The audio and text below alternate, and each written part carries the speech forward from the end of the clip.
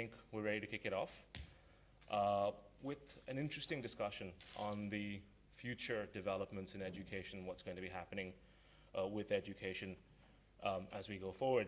And what was really interesting is while I was preparing my notes for this morning introduction, I was actually looking at notes that I had made in 2013 for another Youth Time conference in Paris, which was called The New Paradigms of Education. And I was speaking on something which is entitled The Future of Universities. And I looked through those notes and I said, 7 years later, how wrong I was. Everything I had thought the future of education in universities would look like in 2013 absolutely had no correlation to what was going on today in 2020.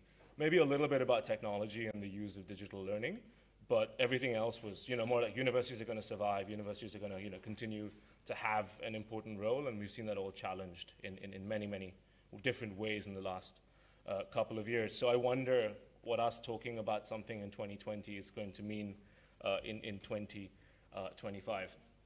The way I see it, and I will start off with this short note, is how I see education just as more like a points to ponder for my three panelists here, and I'm glad to say this is not a manual. There's just three very insightful and experienced and well-experienced speakers from their different backgrounds here with me. I feel like education, in a sense, is changing in terms of the how it's being conducted, how it's being delivered. So are we moving from the physical to the digital in its delivery? In terms of what, so what exactly are people studying? Are we studying skills? Are we studying technologies? Are we studying to code? Are we studying to learn to practice in the field? So what is the people want when they study? And finally, perhaps most importantly, the why, the philosophical reason. Are we studying to learn for the purpose of education? Are we studying to be educated, or are we studying to make money in a future job? And I think that is also one of the big challenges as we go forward. And as Antonio Gutierrez said last week, education today is experiencing the biggest challenge it's ever seen before in its history, COVID. COVID has disrupted the education system, the industry, more than anything else. There's over 1 billion children who are not in school because of COVID or have not been in school for the last couple of months. And of course, when you translate this down the line to impacts at universities, what's next? So with these points in mind, we have three very, very interesting and experienced speakers, each bringing in their own backgrounds, their own fields of experience, and also different regional perspectives. In the far left corner, we have Lucie Mairychová, who's the co-founder and the managing director of the Institute for Careers and Development, an NGO that mentors and works with young adults from different backgrounds, and particularly focusing on young adults who come from poorer backgrounds to make conscious decisions and work towards their personal development. She also runs the Samsung Tvojšance Future Skills Program with Samsung, which is a leading CSR initiative in the Czech Republic, where Samsung then works with these young adults to help them transform and develop themselves, particularly from disadvantaged backgrounds. Þóra Óskarsdóttir, she introduced Þóra earlier. She is the director of the Fab Lab in Reykjavik. She has, as she said herself, an education background in psychology. She's also the co-founder and creator of MIMA, an innovation accelerator for college students, and a creative learning community in Breitholt, if I said that correctly. Yeah. And then finally, Kolbrún Þ, who is the Dean of the School of Education, and hopefully can give us a little bit more of the academic or the sort of experiential perspective in terms of where education is going. She is an associate professor at the school as well, and has a very varied background in education in the field. In her academic work, she explores the links between formal and informal learning, something that's also very important as we look forward in terms of where the education system is going. So how this section or panel will be structured, it was supposed to be a discussion, but as you can see, one person is going to be standing up for a while. Three questions or three sections initially. For the first question, each of the panelists will reflect on the future of education and expected developments from their field and their perspective. For the second question, the question of the day, the impact of COVID on education, again, bringing in their field and their backgrounds. And for the first part, they will have 10 minutes. For the second part, 5 minutes. And then we'll do a final round of comments where the panelists will respond to each other. for another 5 minutes, leaving us with a final 30 minutes to make this a real discussion with all of you in the audience. So really hope to have you bring out your points, your ideas, and sort of add them to make this an equitable and a fair panel. So I guess that's it from me. Let me start by asking Lucie to come up and share her thoughts on this, and we look forward to it. Thank you.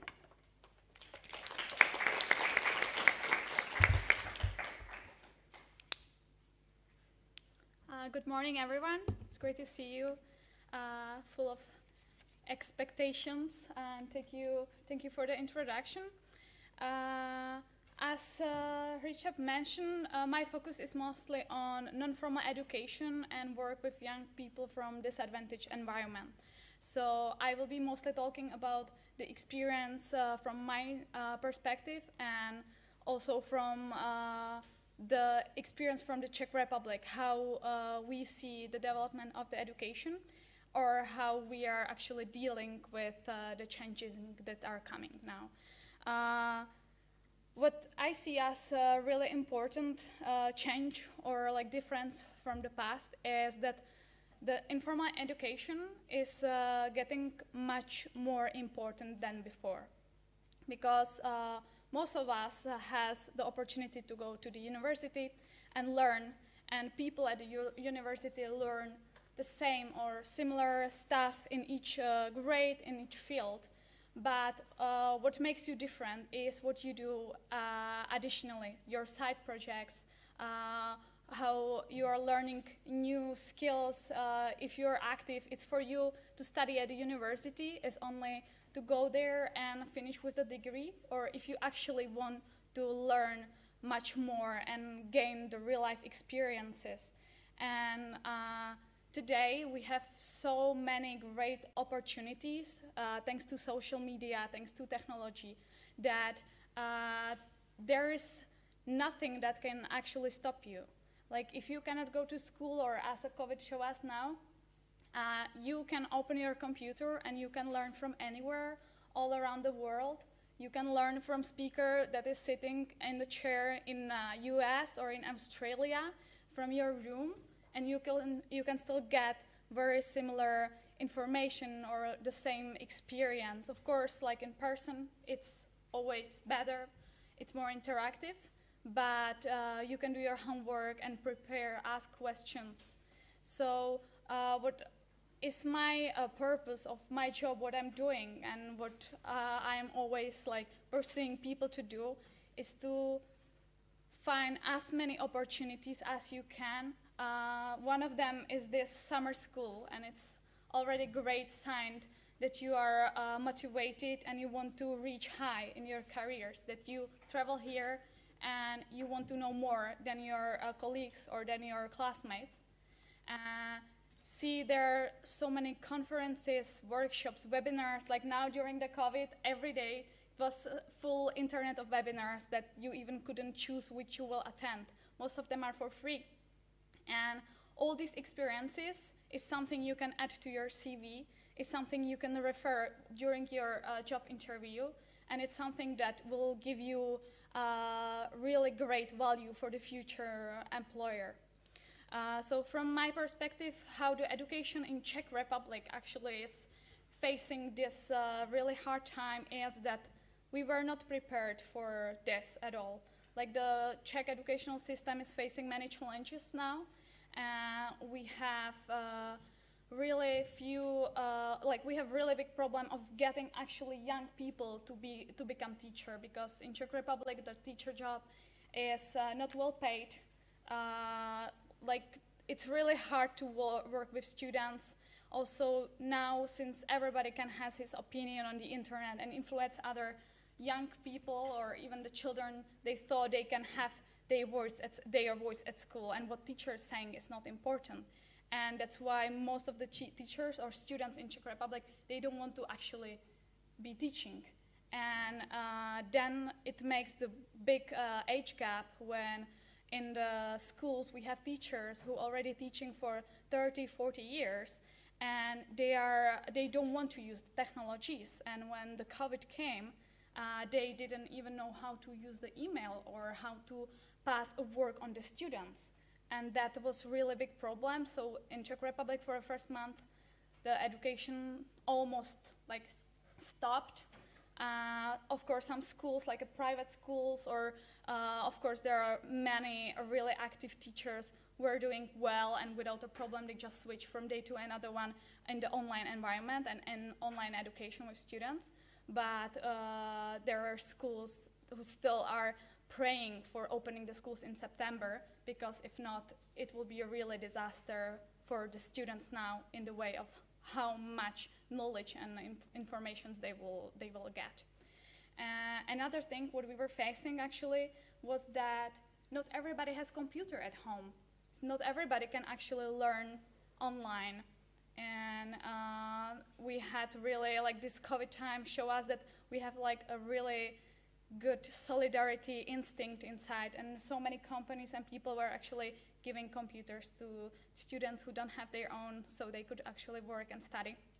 And I think I'm already going in the second part of the panel discussion, but what I want to say and what's really important and what we are doing with our students is really do what you can, find any volunteering, the programs you can be part of, the NGOs, they do these like development or educational programs. Big companies, like all of them have some CSR programs when supporting mostly young people in entrepreneurship, and they supporting startups, they supporting young people from disadvantaged backgrounds. So the magic is to use the technology right way and know how to use Google and how to search these opportunities, because they are here and only waiting for us to find them. So this is my perspective where the education is heading. Of course, university is really important. It gives you something that an informal education will not. You meet many people, and most of the people I meet, they say like they value the most the fact that they were spending their 4, 5, 6 years surrounded by people who has similar aspirations, and in the future they are really valuable contacts for them.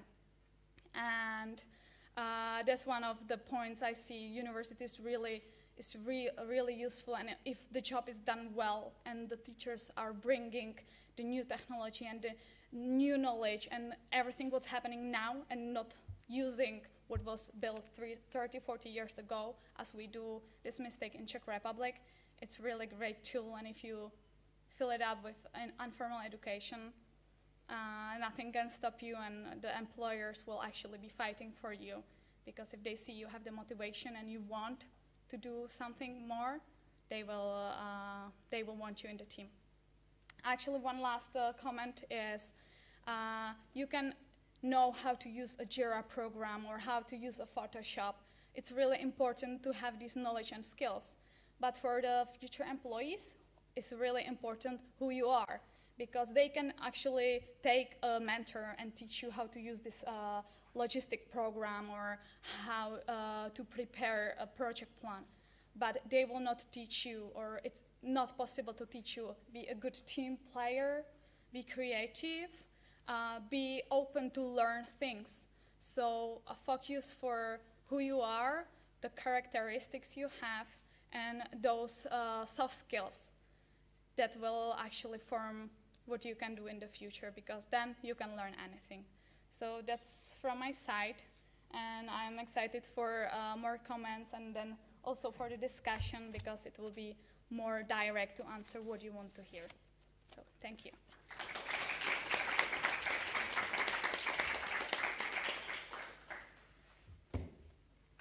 Thank you, Lucie, for a very succinct overview in terms of what was happening in the Czech Republic, but also in terms of what employers will expect in terms of future skills from the next generation. May I now ask Þóra to come in and talk about the innovation perspective in terms of where education is going to go, how it's going to innovate? Hi, I'm back to teach. As you heard, I'm here to tell you about the innovation perspective of education.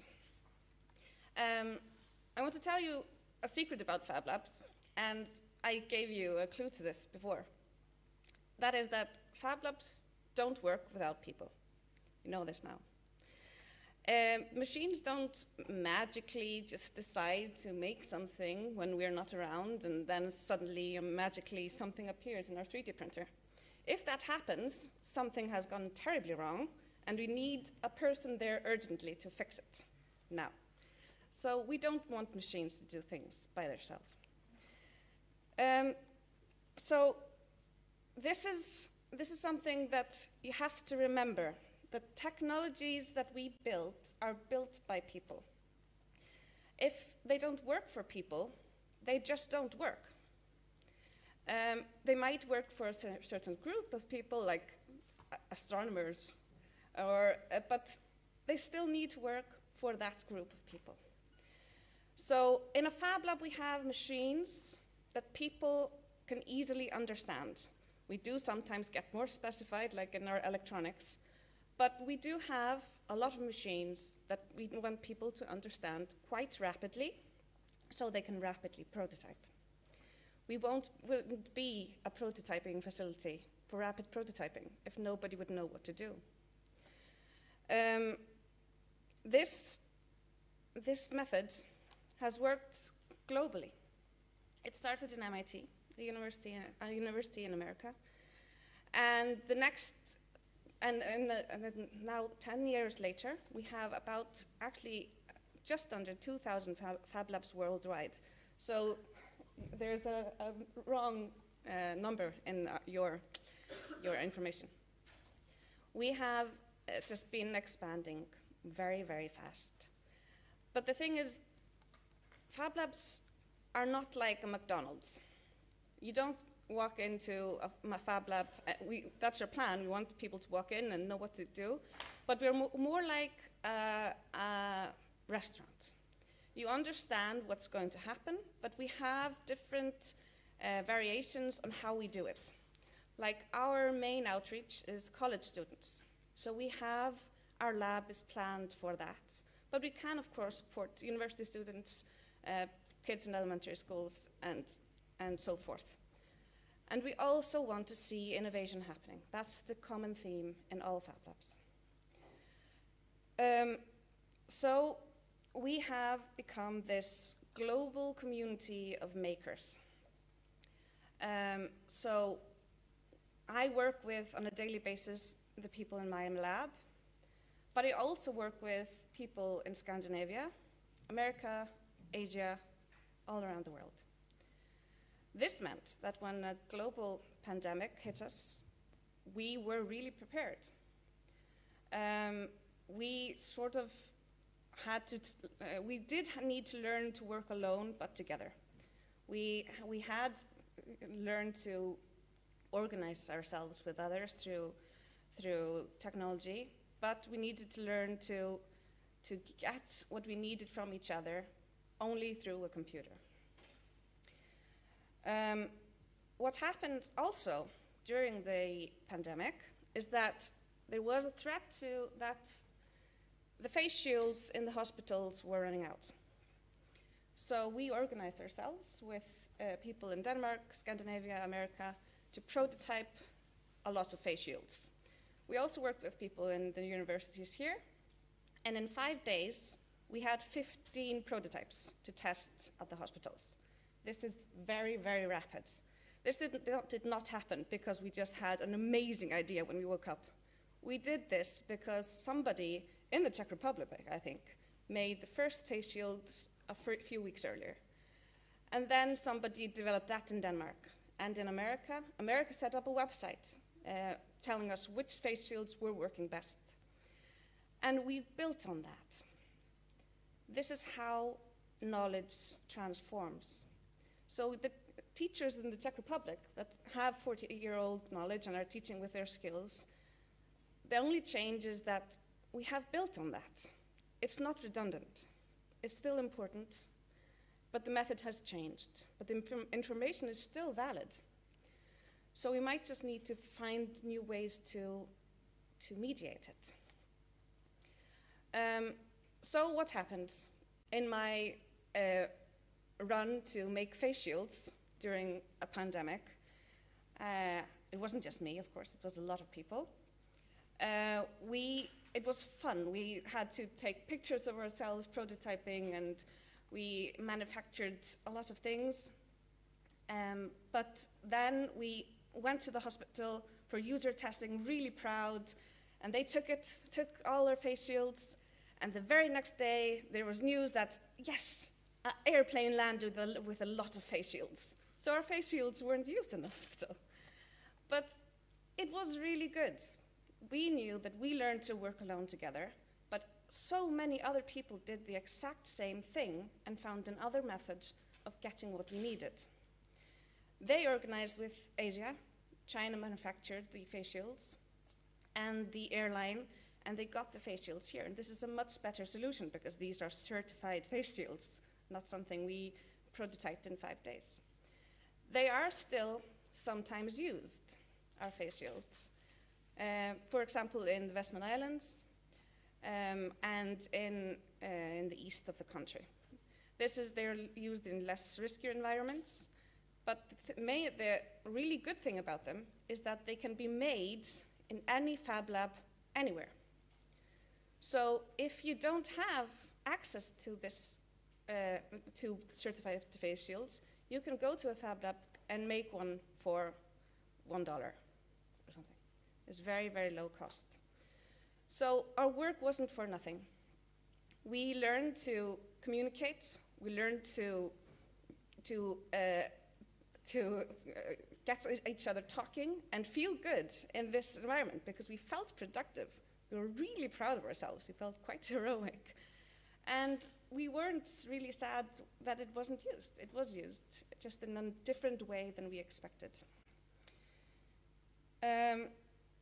But this is something we will need to learn more about. If we're going to move education and make it more digital, we will need to learn to work alone but together. This is something that we will do in our workshop in the Fab Lab. You will learn how to work alone but together. This is a very important thing to learn, and it is used in design sprints, for example. The thing is that sometimes better ideas come about when people have time to think and then share. Then we have time to incubate. Then we have time to let it rumble around in our minds for a bit. But there's also this thing, when students will have a larger group of co-students to share knowledge with. We might in the future see students all over the world, as we see in Fab Labs today. We have the Fab Academy. This is taught globally, and people have work with people all over the world.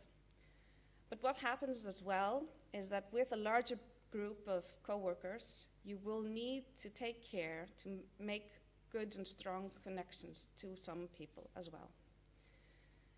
This will help you to organize your ideas and get further, because you won't be able to get far alone. You have to work with others.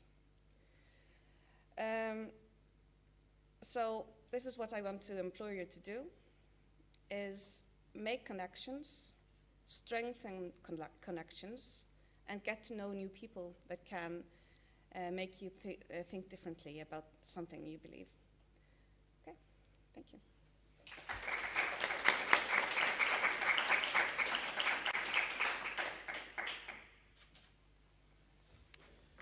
Thank you, Þóra, for that very insightful.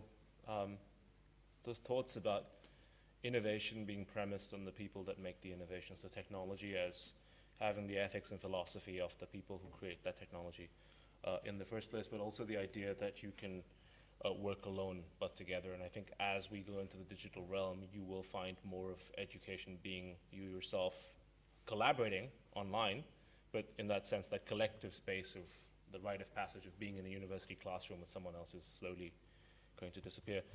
Finally, Kolbrún, look forward to hearing your perspectives on the future of education from the experiential perspective, but also from the regional Scandinavian Nordic. Thank you. Thank you so much, and thank you for inviting me to be a part of this event. And I have to tell you, that I actually was really excited, preparing and having an event to go to in these times. I think this is the first event that I, kind of have to dress up and go meet people, international guests. So I really want to welcome you all, like Linda did earlier today, to the University of Iceland, and we are really excited to have you here. I'm going to stick to I want to talk about the goals of education from 3 different levels. And I think it's so important that obviously education has been a heartfelt subject and is a heartfelt subject to me. I think education is the key to progress, to flourishing, and I think I'm so happy to be in this panel with this panel of great people. I already hear that the themes, we have similar themes and approaches, thinking about the people rather than the machines or technology. Technology is a means to an end, and the end is something else, is human flourishing. So I want to talk about the global approach to education and the goals of education. I want to talk about the local approach, or how the country states and the communities organize education, and then I want to talk about the personal approach, or for how, why education and how it is so important for each and every one of us, So it's a huge subject, obviously, and we should not forget that, the right to education, today we think it is so something that everybody should have, and it traces back to the United Nations Human Rights Agreement in the middle of the 20th century, which was came to place because the world had been going through crisis. We had been going through the Second World War, So education has been seen as the key to provide, world peace, for nations to come together, work together. So let's not forget about that on a global scale. And there is a coalition, and this event is a part of this movement, of this international awareness of the importance of education. And we also have various organizations, we have the United Nations, we have UNESCO as which really emphasizes education as a part of the Sustainable Development Goals. Goal number 4, quality education for all. And there are many projects and challenges still ahead. Not everybody has access to education, obviously. So on a global scale, there are still huge challenges. But we see a lot of positive development. We see this awareness. We have infrastructure to push, nation states to put education on the agenda, to really talk about it as one of the hardcore issues. I want to just briefly mention a dilemma that I can see here on a global scale. There's a lot of awareness on the importance of, a wider varied skills than before. We have the 21st century skills that many talk about, critical thinking, communication, collaboration, etc.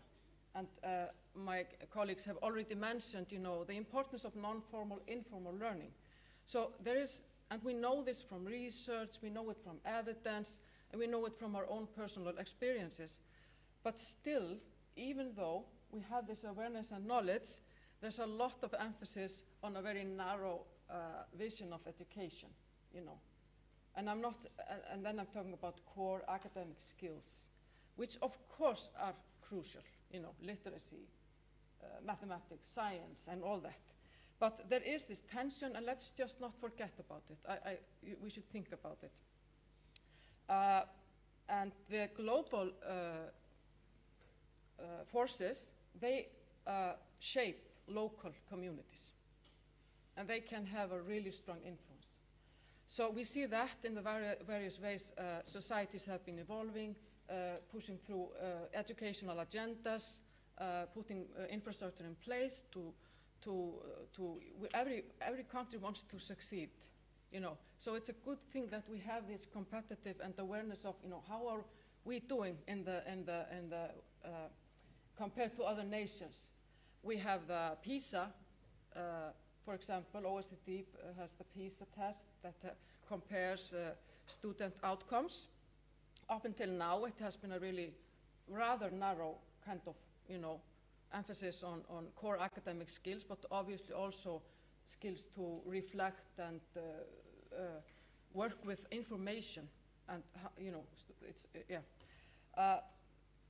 So that's important for us to be have some tools to compare and talk about how we're doing, but just not. We have to also think about the wider curriculum and the informal skills, social skills, creativity, you know, innovation. How do we measure that? This is an ongoing project and something I just want to get you to think about a little bit. I just want to share also some, I mean, here in the Nordic countries, the Scandinavian countries, historically, you know, Iceland, Sweden, Norway, Denmark, etc. Since the middle of the 20th century, there has been talk about this kind of a Nordic model of education, where we emphasize, you know, it's built on this social democratic ideal. There's a lot of emphasis on democracy, equality, equity, and this access for everyone. So, as I hope most of you know, Iceland, as most other Nordic countries, we have a good public education system, a health system, a welfare, etc. We used to talk about this, like this Nordic model of education, but in recent years and decades, I think there have been huge changes in all of these countries, and now we are seeing, like, for example, in Sweden, education has been privatized at the elementary school level. Even there, we see that our societies, they are not as heterogeneous as they used to be. We see more social inequality. We see it in the education system. We see children that come from poor socioeconomic backgrounds. They fare less in school than their peers. We see immigrant young people, students, are in a higher chance of falling out of the school system. So it's so important that we look at the wider picture, that we look at not only the formal schooling, but how the society arranges and community aligns these different non-formal, informal programs, activities, and infrastructure to work with the school. In Iceland and in the Nordic countries, actually, there is this tradition of, well, we have a strong tradition of youth activities, youth programs, youth centers. In Iceland, we have also, we have after-school programs for young school children. And this is a very publicly, you know, accessible services and programs. And on a worldwide scale, we see more awareness of this extended education vision, but we need to see more of it, you know, and we need to talk more about it. And I really want to agree with my colleague Lucie and Þóra also about encouraging you, as you're doing here, you know, you're using the networking opportunities for this extended education experiences that are so important. So that's that's my hope for communities, that they continue on this path. And for involving all stakeholders in education is also extremely important, and the youth voices are one of the things that I think are crucial. If we want to, you know, want to make sure that every individual, you know, goes through these successful pathways in school and in life, his or her voice needs to be heard. And then I move on to the personal level of the goal of education, and or the you know, future developments. Obviously there are few answers, but there are a lot of questions. You know, how are things going to move forward? What is learning and the learning environment going to look like? just a few years. Obviously, when we move into, and it's difficult to talk about education without talking about COVID, how it has changed education already, and we're going to move a little bit into that in a few minutes.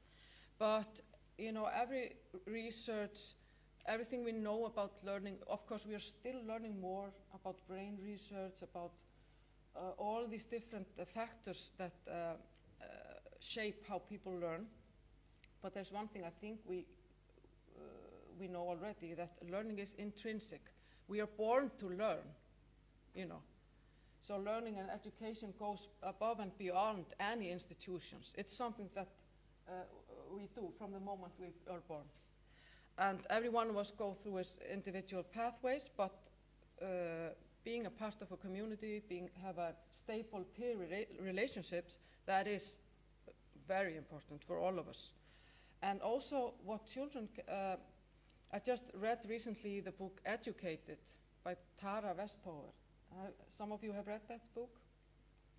On the table. Okay, yeah, it's just an amazing story about how some person, this is a young person, this is an American woman, I think about 30 years old, how she, you know, is brought up in a very isolated household. She was homeschooled, but actually not very much schooled.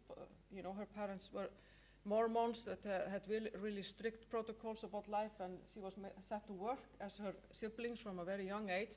And this is in the 21st century. This is an experience in a Western country. So, you know,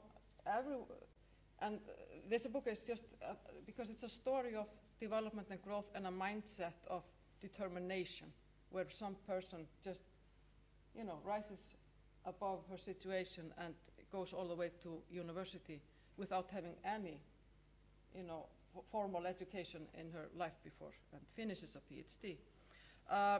Well, I could talk more, but I think I'm going to stop here. Look forward to the discussions.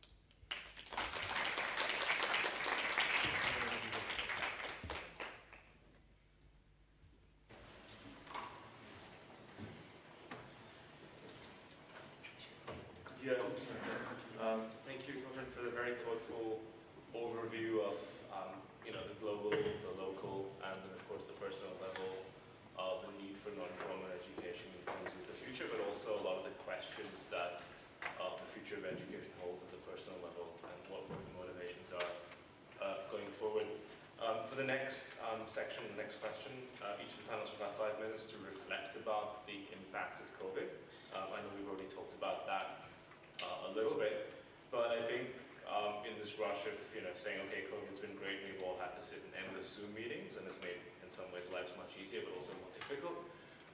We kind of forget that there have, and Lucie actually talked about this, there have been impacts that we have to consider, that a lot of people don't have access to technology, right? And if the future of education is about being sustainable and being sustainable development and equality, what about the digital divide? What happens to the people who don't have access to the technology? Do they then just get left behind as we go forward with education? And we're still talking about 25, 30, 35% of the world that doesn't have access to this technology. And the second question, and this is an interesting question because all three of you on this panel are women, is the gender impact of COVID and the technology that creates it. How has gender, or what will the role of, you know, COVID education and gender, what does that intersection look like? Are we going to see this continuous disparity between, you know, women in STEM fields? Is that going to get worse? Is it going to get better because of COVID? How do we address those kinds of situations? So 5 minutes each. This is going to be more of an informal discussion, so I'm going to go sit on that end. Kolbrún, would you like to start on this one? I can do that. Do you want me to stand? Whatever you prefer. Can you all hear us if we don't use the microphone? Yeah? Okay, is that good then for you? Yeah. Okay, wonderful. I'm going to grab a chair. Yes. Obviously, I think, I mean, these are insecure times, and we are trying to figure out now how we're going to start teaching at the University of Iceland. Having the second, you know, rise in COVID-19 cases, but going down again. So we have, you know, this will be up. So we really have to just start planning for the future in this kind of new world setting. I think we have learned a lot from COVID, and it has, you know, just everybody has had to use the technology to mediate. Here at the university, everything was, as in every other university, I think, there were no classes on site. Amazingly, here in Iceland, we managed to keep most of the elementary schools and preschools open with just fewer numbers of children showing up each day. And there was, but what I think is the only way forward is collaboration. Just collaboration, you know. And also, obviously there are darker sides to COVID, as we, you know, but there are also positive sides. The darker sides is that it really draws out the inequalities, you know, and it really, there are students that, and families and children that have really suffered because of it, not being able to meet with their peers, you know, have the support that they needed in schools or in their youth centers. That is that really, and I think we don't know already what has happened. We are still processing. We are in the midst of this yet. So what we are doing at the university and with our co-workers and colleagues in the schools and the educational institutions, we've been gathering, you know, evidence, data, you know, experiences, sending out surveys, etc. So we are still, there will be a lot of things that we will come to learn of in the next months. But the opportunities are also, you know, right in our face. So that is, and I think it's very important that we do not go back to how it used to be. You know, we really have to make use of this, this changed worldview. So I'm going to leave it at that. Am I next? Yeah. Sure. Yeah. Excuse me. May I also?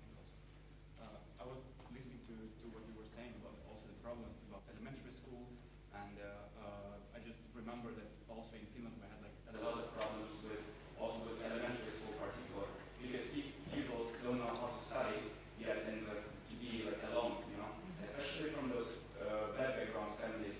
Let's say who had like alcohol abuse, and homicide and so on.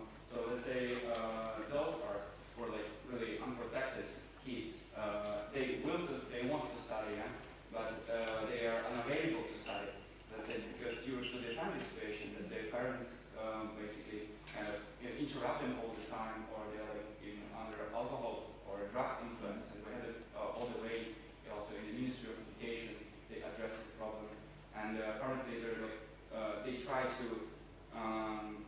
Especially for kids, they closed down the universities. They shut down the universities. We were like pretty fine with studying online because majority of our programs were like already kind of online all the time.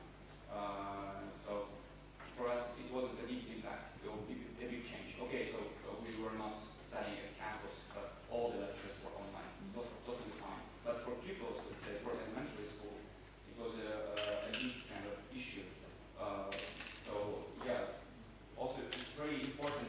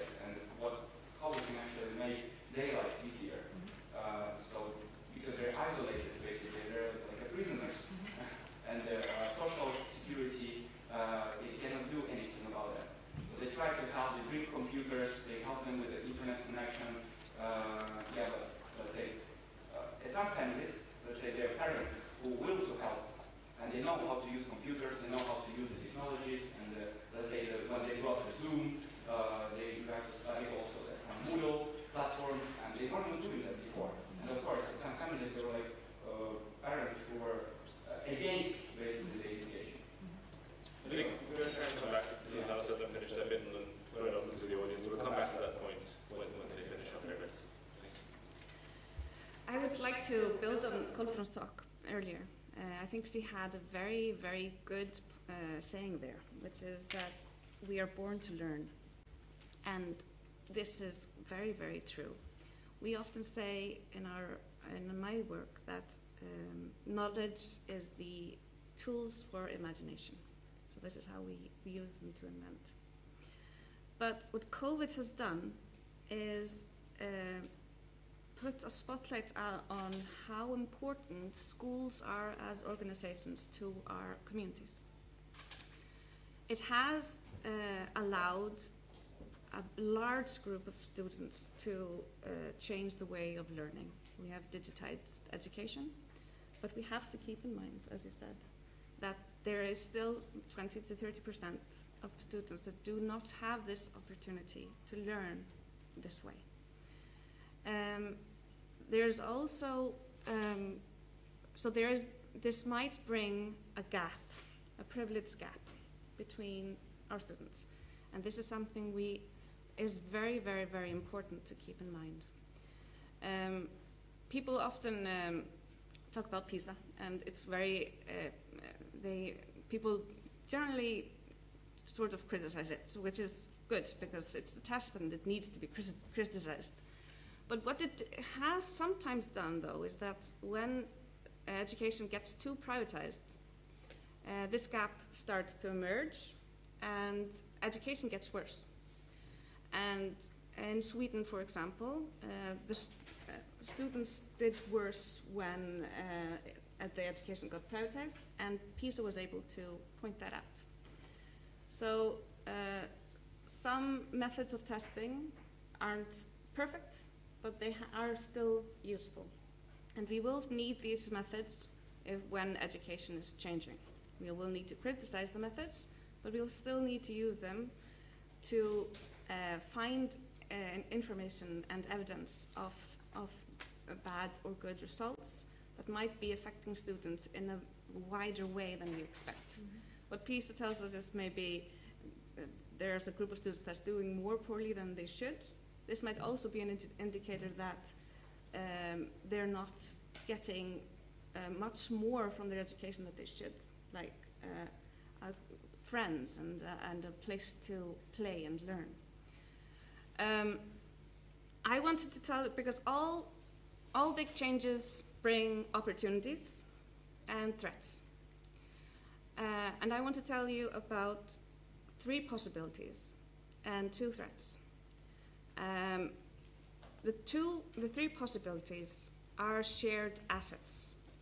We might be able to close this gap, privilege gap, with sharing our assets. We might be able to use the best mediators in teaching. The best, everybody has had a best teacher that explained everything in the best way. We might be able to put these people in the spotlight. But this would mean that education would need to be a bit more diverse. So somebody might need to explain, but then there's other things in teaching that are so important, which is instruction and finding methods of learning and using the information. So we might be able to get people to specialize in different fields and mediate information and use it in more varied ways. We will have probably, and this is starting to emerge, we have bigger learning communities. We have a global maker learning community in Fab Labs.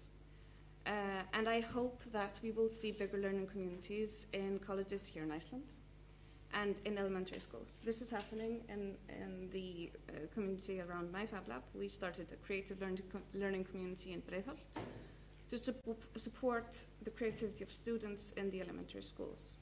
We learned that, as actually Kolbrún pointed out one day to me, that children live in different worlds than grown-ups. Their world is much, much closer to their actual person. They can't just decide to go to another place in town just to use a machine. They always need to be brought to a new place. They just have a different way of living, and this doesn't change until they start being able to take the bus. So we need to bring opportunities to children, because it's harder for them to collect them. And this will also, I believe, bring about more quality. This is the third possibility. This is the possibility of more quality instruction. So we will maybe be able to get quality information and then do quality instruction where this information is used and applied. And this is the creativity that we've talked about that is so important. There are the two threats. So the three possibilities are shared assets, bigger learning communities, and quality instruction. The two threats, of course, it's the community. Again, we will have bigger learning communities. This means a threat to personal connection. So we will have to strengthen our relationships. And we will need to take care to get some meaningful learning. So I love going to YouTube and learn by watching Crash Course. But I tend to watch Crash Course on things that I already know a lot about. So that's what interests me. So I will have to find a way to learn more than what only interests me. This is what schools do take care to do. We can't just skip Danish, even though we have quite a lot of reasons for trying to do that, but we do have to learn it. And this can be criticized, but it's sometimes important to learn something that's not that interesting, and you just have to do, because life is like that. I have to wash laundry every day, and you know, so there will always be things that you just have to do, but you can be proud of yourself for doing them. So don't forget that. So the two threats, that is changes in community and personal connections. And then it is meaningful learning. So you have to get trusted information and try to learn more than just what interests you. Force yourself to learn something new that you don't already know. And then there's one important lesson. It is, if we'll be able to organize education in this perfect way, which we won't. We have been learning since the beginning of our time. But we might get a little better at it. How are we going to use all this knowledge? Are we just going to use it to make more knowledge? Or are we going to use it to impact and make the world around us a little bit better? Thank you very much.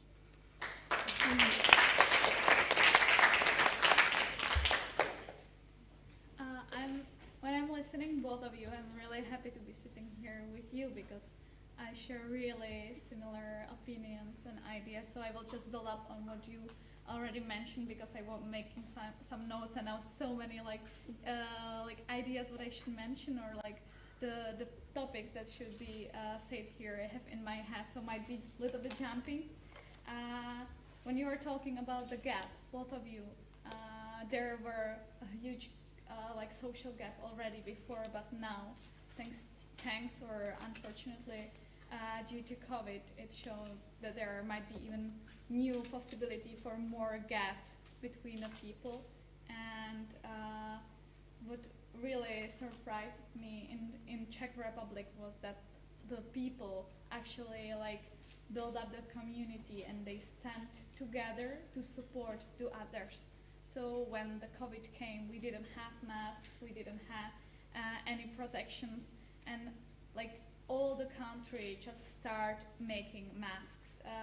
In 2 days, we had an app that was think like we give you a mask, and people could like say, I have many material, but I don't know how to actually make the mask. If you want material, just text me, I will give you. Or some people were actually doing the mask and offering, I have mask, pick it up here every day at 3 o'clock. And it was really awesome to see because when I speak with some people around the world, they always tell me the Czech people are really not so positive and they don't smile and No. they are not together. Well, except few Finland. of us. But then this COVID happened, and like people put aside like some judgments and their opinions about others or complaints, and they actually start working together. So it was really amazing to see this change in a mindset, and like the people actually work together to help others, as well with the education when suddenly the offices shut down and the parents had to be at home with the kids together. The kids were supposed to sit in one room talking with the teacher, and the parent was supposed to sit in another room to do his work.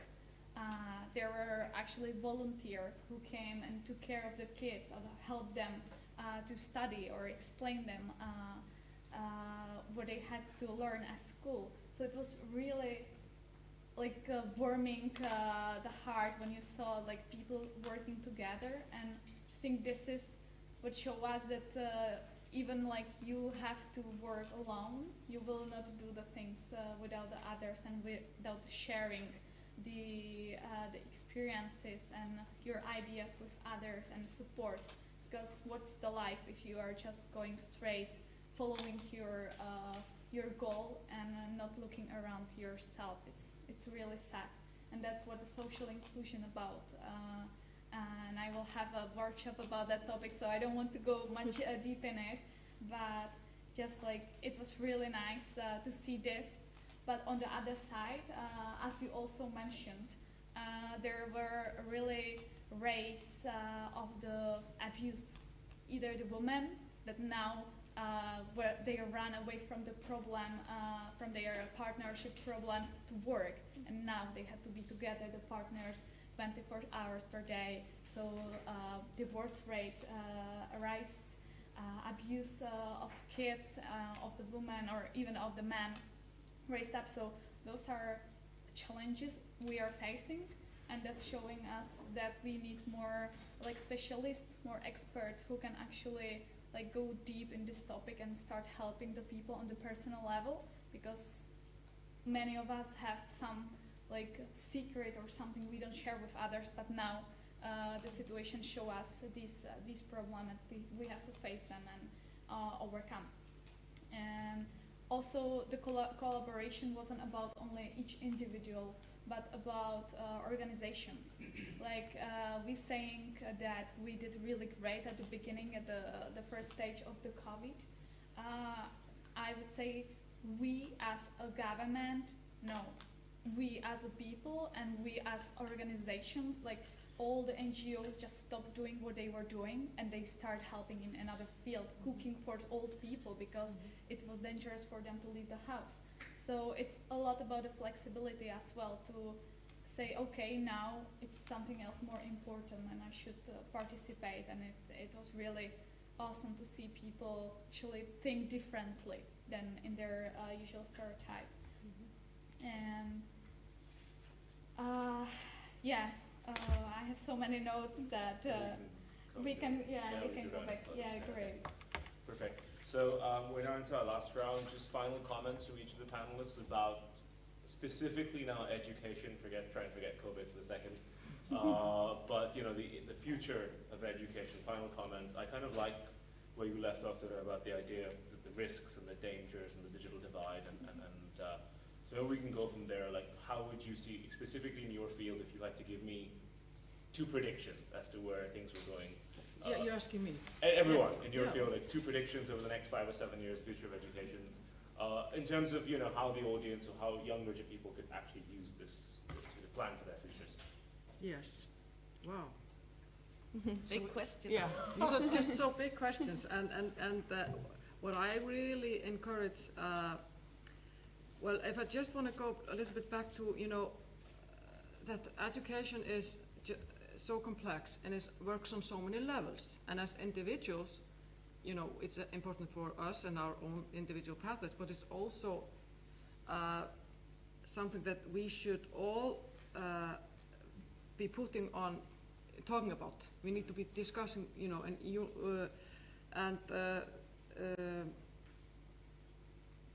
Yes, and as I was talking about, I think there is a real tension and an important one between where we want to go and how we're going to use the changes that we've been going through to make the next important steps.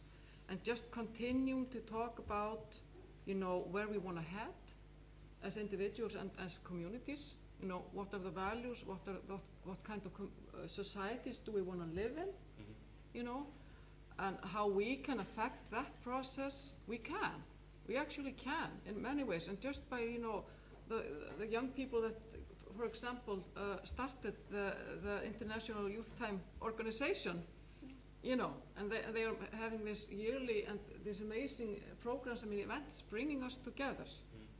So, you know, just and I think we have to also remember that education is not neutral.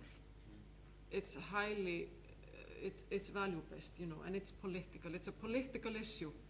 And it's so important in all this so-called information society that we strive to focus on, you know, critical thinking, being reflective about, and just they talk about, you know, infodemic.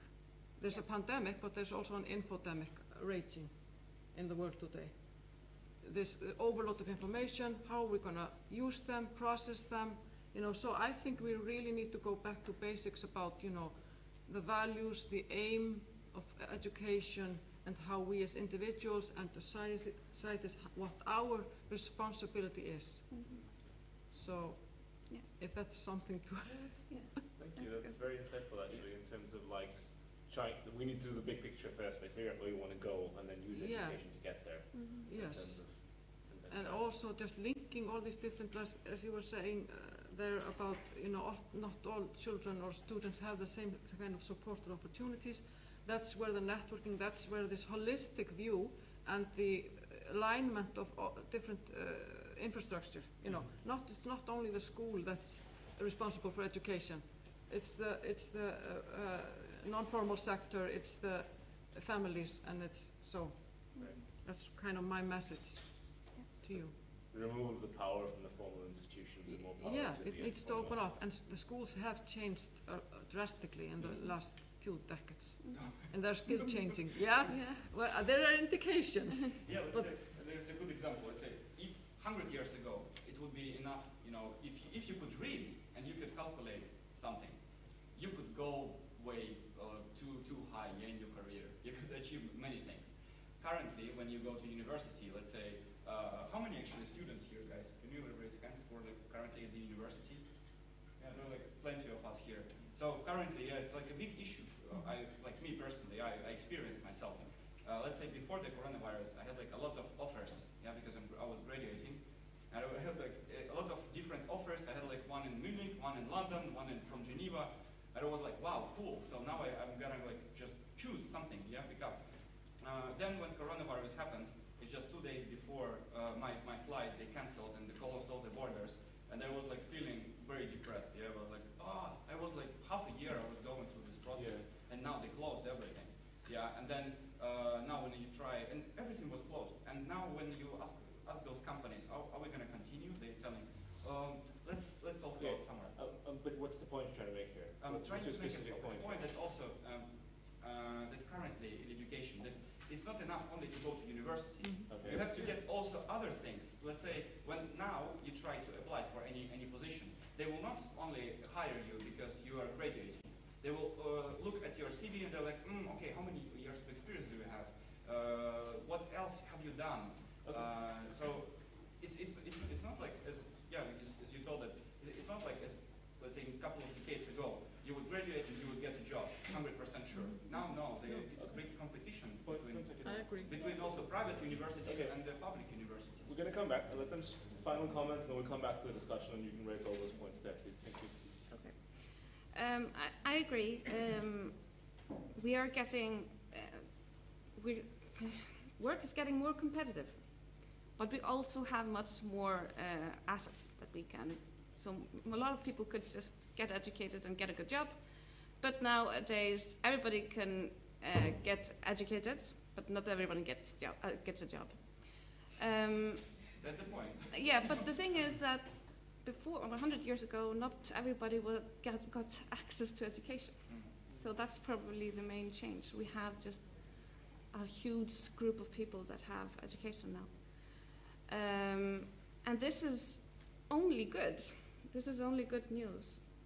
I think that we will have to focus on the digital divide, and we will need to be able to look to schools and organizations to get trusted information.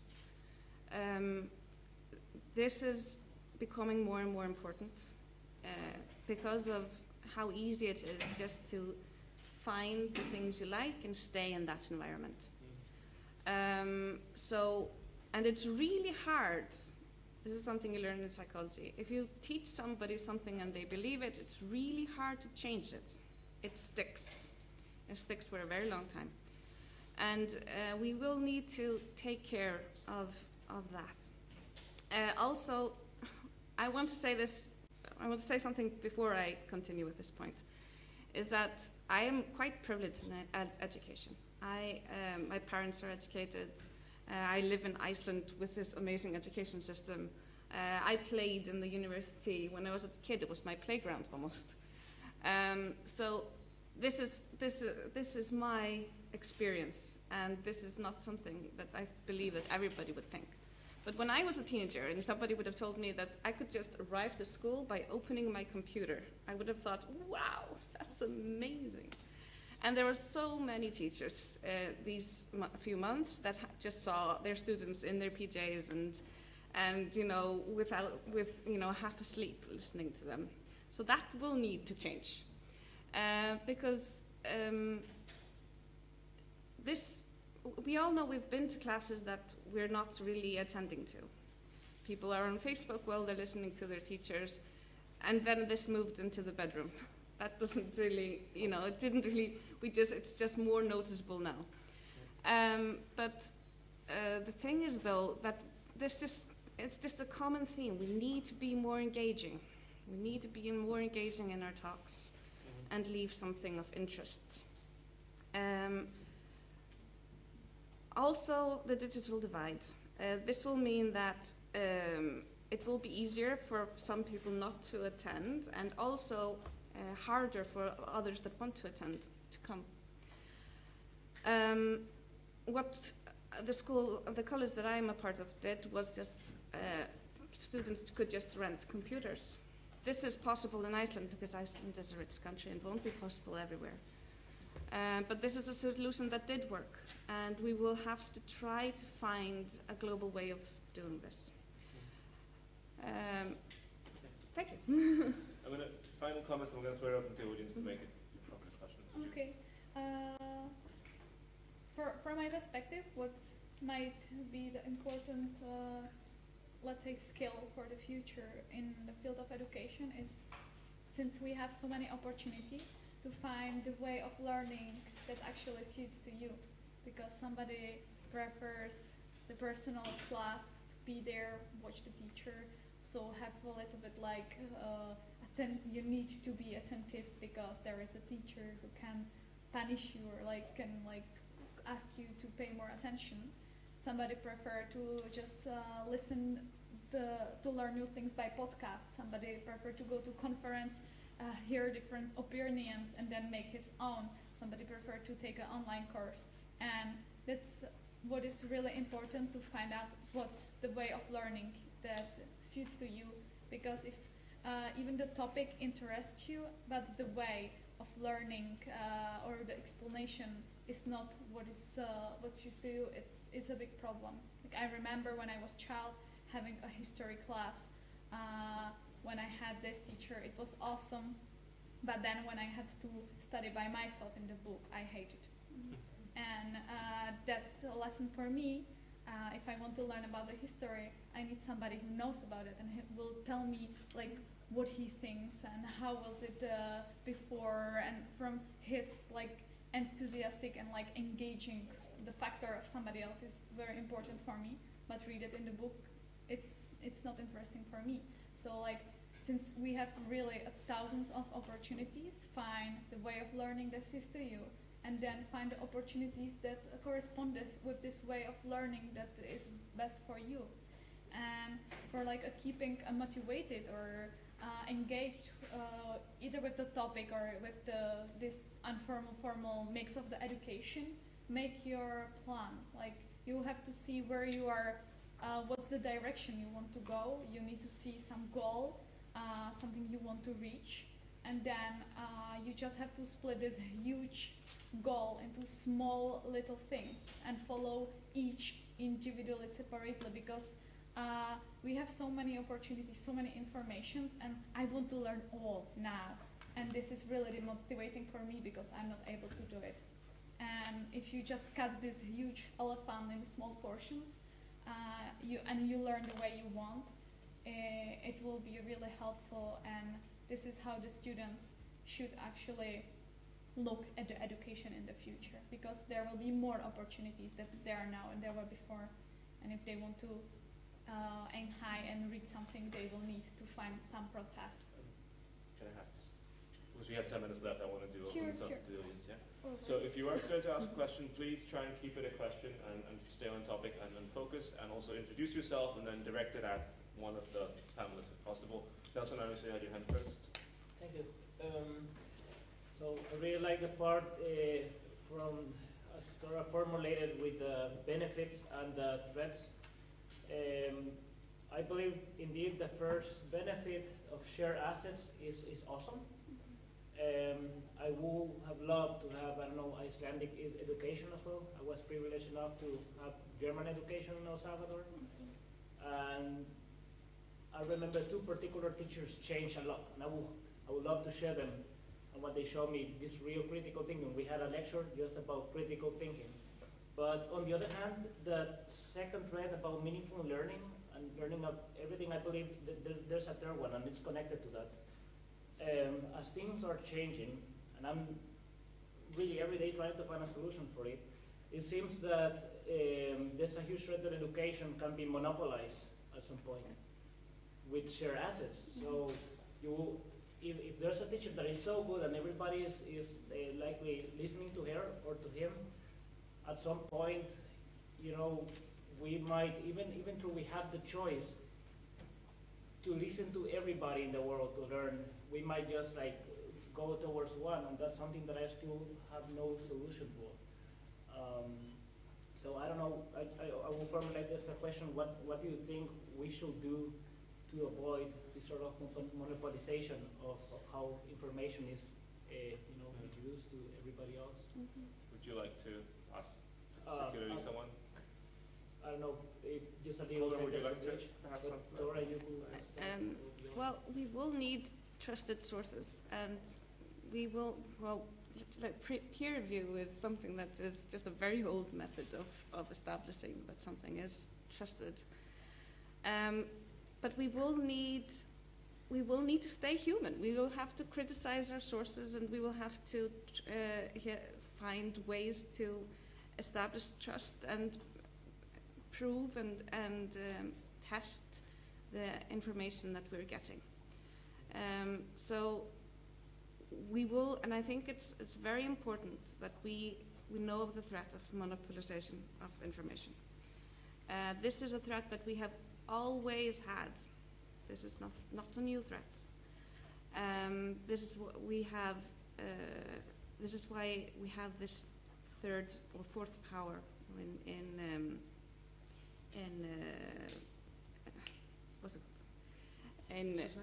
society and just in journalism, because journalists have a lot of power, and journalism has moved into Facebook, and we are gathering information. So we will have to, because people choose sources that they understand, and even though we want people to use a source that is better but not as understandable, they won't. So we'll sort of have to just make a demand on trusted information on our information sources. So if Facebook or Google is becoming our biggest source of information, we will need to demand trusted sources. And they might need a coalition or a third party that does this. We can't just trust Google to vet their sources. We would need another source to vet Google. So, yeah. Can I comment just a little bit? There's a really good question or remark. I just want to agree totally that we would have thought that in this world of information technology and everybody can access to everything, that everybody is really informed, knowledgeable, and has a good source. But media is far from neutral. Our views are being shaped and molded and affected in these various ways. Information targeted by various different structures that we are. So that's why I think education is so important, and education has to address this, and education has to prepare us. And that's why I think critical thinking is a subject that we all need in schools. It's missing. I believe why it's such a big threat is because if you see digital platforms. I'm going to take another question there, if that's okay with you. Just Just want to make this as democratic as possible. Kate, you had a question. Kate here. Thank you very much for insightful panel. Very nice point. So I think it was touched upon here and there, but I feel like these major universities, we know they've been living off their brands that have been built for sometimes centuries, coming all the way back to some monasteries and religious roots that they were learning, how to pray to God, and everything was stemming from there. Now it's more about cool circle, people who have tons of money and can actually spend all of that for education, and then you're the right kind of your circle, whatever university it is, categories. But how do you feel these universities? Imagine we are in this world of today for another 5 years, distance learning.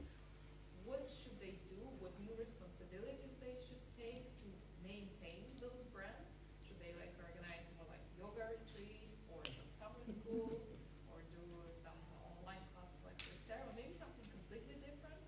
Because as of now, I personally don't see any valid reason to join Harvard. It's just going to be the same as Interesting question. Question the luxury university brand, at least the American luxury university brand. So if I may think from the university, but Harvard is University of Iceland is a state-run public university. So it's of course we're a brand also, and we have tradition and etc. I think universities need to and have actually developed a lot and changed and become more open. They're working more with stakeholders, with the industry, institutions and private sector. It's extremely important development that we've been seeing, and they need to be social responsible. And I think most universities are moving, and they have this vision.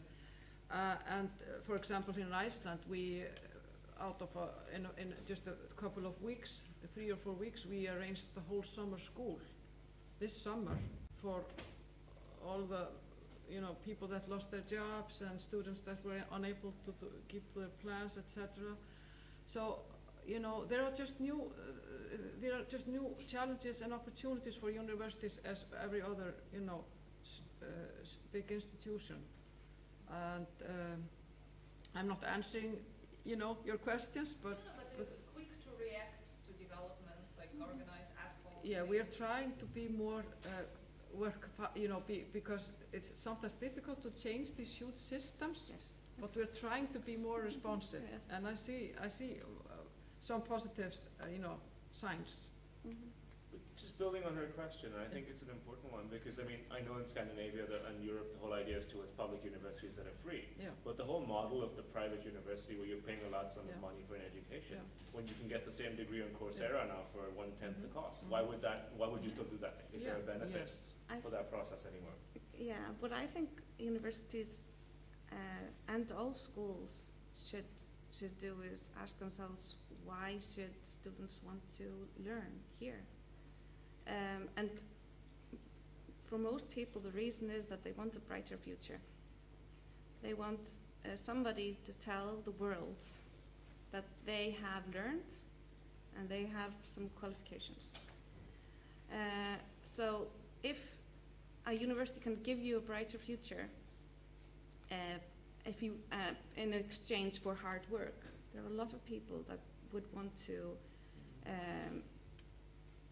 do that. There are a lot of people, that's something that people are ready to do. No, I was also able to comment on your remark about why should you go like to a private university, or about myself, with the background of Scandinavian education system from Finland, and I also went to Germany for my double degree, and I would tell you the big difference between those two educational systems, what is in Germany and in Finland. Let's say in Germany there are like private universities and public universities, and in Finland we have like a majority are like public universities, public funded, and actually professors from Stanford and Harvard are actually coming to us to provide like lectures, and so big scientific exchange is going on there, and you can actually get education in Finland which is corresponded to Harvard or Stanford, but there is a big actually gap between those. So when you are actually studying at Harvard or Stanford, then or MIT University, then you will get a network and you will get the connections, and you will get immediately hired by the Apple or Microsoft or McKinsey or other cool companies.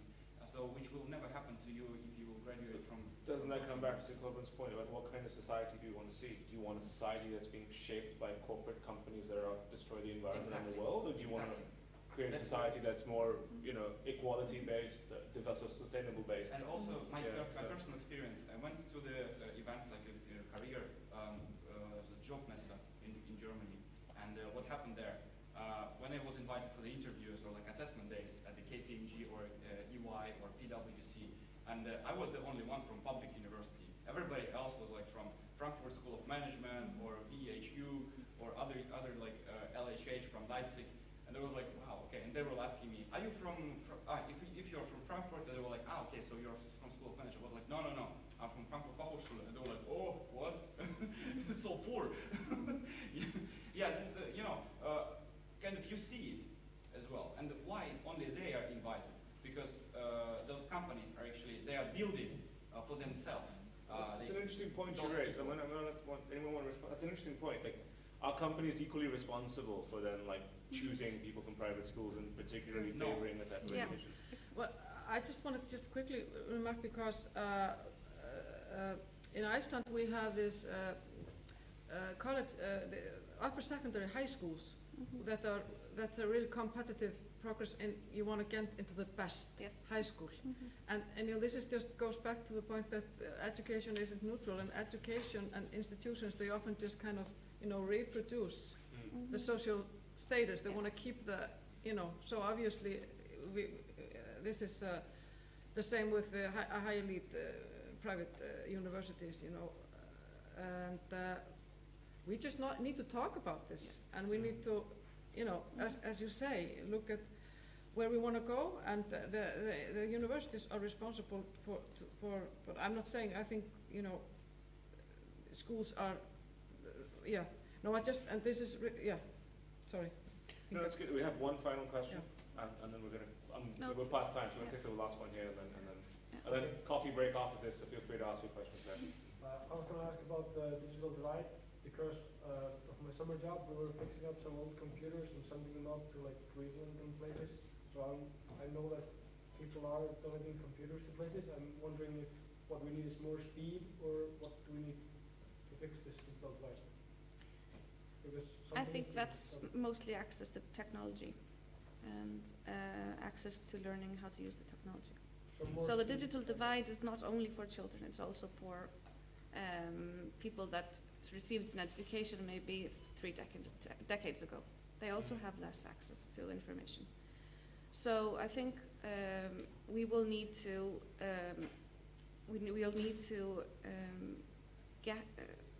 make access to learning about technologies easier, and access to the technology itself. So we need more speed. Well, I think it's also a matter of being able to access a computer sometimes, and not necessarily speed. Are you talking about just internet connections, or? No. Like we were connecting computers to send out to people who don't have it. So I'm saying that this is being done in the world. Yes, that's one. Yeah. So, but I'm wondering if we need to do it in like bigger scale, more speed. If that is possible, I think that would be very, very important. Okay. So I think these is also a circular economy that's very important for environments. So not only, and I think also maybe people that can afford to buy a lot of technology should learn to use old computers, because we can't just manufacture new gadgets for everyone every single time something new comes around. We will need to reuse them. Yeah. Do you want to maybe add a Czech perspective on the digital divide in terms of what you've experienced with your work so far? Yeah, like the problem actually it's not the device only, but how to use them correctly. Because if you are living in like disadvantaged family where the parents are not educated, or maybe they don't even think to support you, I don't mean financially, but with the knowledge and like pushing you should study, it's good to have a university or like have good knowledge and experiences. It's fine you have computer, but you use it for games and you don't know actually how to use it. And I'm meeting so many students that you would say they are great in the technology, and then you ask them to prepare a trivial little sheet in the Excel and it's horrible. Or to Google a course, what you want to take, you have money here, take any course you want regarding to your field. And first they put a course.com, they find the first course that is there, they don't mind about the references, like how many people actually already passed the training, what they think about it. No, they do the easiest way possible, and this is not how you can succeed. You need to be more interested, so even if you have the technology, you need to use it properly. I think there's one question been waiting there for a very long time. So yeah, then we'll go into the content after. Sorry, I missed you. Yeah. Well, from what we've heard here, it is very important for the education to be like tangible and experience friendly. And well, from my experience, and I guess it's in many countries present, that to learn means to memorize, and we know that that is not very effective, since everything nowadays can be Google. And so I have a question: if future is that memorizing will be like completely substituted by experience education, experience only, and if it is like that is very important to be experience friendly, and in many countries there is no like I don't know, way of or it is not visible that that will change the memorizing kind of education. And how do you think that the education can be changed from the side of the common people? How can the governments be persuaded, like, to change the way of teaching children? Yeah, Interesting. very good question. Take that. Well, I think obviously memorization is not it's not a key. It should never be a key component of any school project or education. But we still need to learn things. We still need to be able to gather information and be able to use them, reflect them, and talk about them. So I think a lot of things. Young people and myself as a young person, I was like, why am I learning all this? I don't need it. When do I need it? We never know. First of all, we never know what kind of experience will help us in the future, or what we really need. And secondly,